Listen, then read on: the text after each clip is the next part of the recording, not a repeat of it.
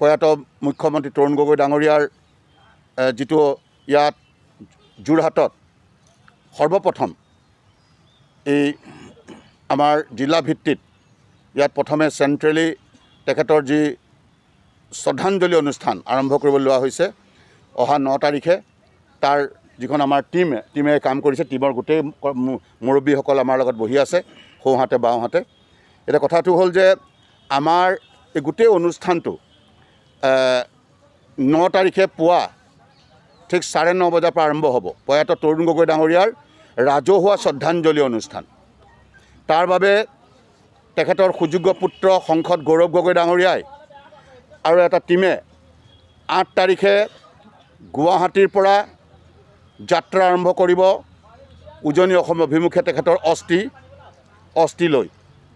আৰু বিভিন্ন স্থানত তেওঁৰ ৰাইজে